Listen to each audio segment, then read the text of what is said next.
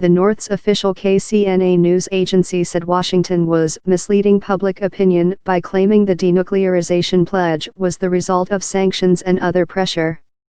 The United States should not deliberately provoke the North by moving to deploy strategic assets in South Korea and raising human rights issues, KCNA said, citing a foreign ministry spokesman.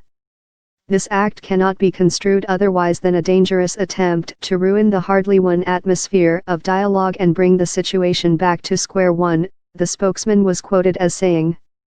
It would not be conducive to resolving the issue of denuclearization if Washington miscalculated North Korea's peace-loving intention as a sign of weakness and continued to pursue its pressure and military threats, KCNA said.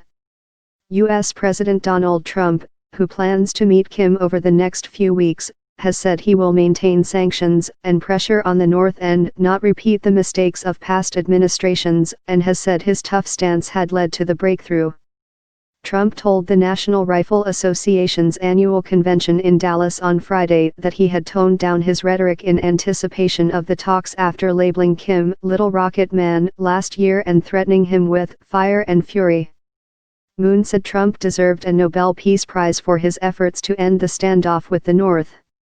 The White House said that Trump's national security advisor, John Bolton, met his South Korean counterpart, Chung Eui-yong, on Friday, and both said there were no plans to change the U.S.-South Korea bilateral defense posture. North and South Korea are technically still at war because their 1950-53 conflict ended in a truce, not a peace treaty. South Korea said U.S. troops need to stay in the area even after a peace treaty is concluded to replace the armistice. The United States stations 28,500 troops in South Korea, a legacy of the war. Reporting by Hee-jin Choi and Hyun Hee Shin.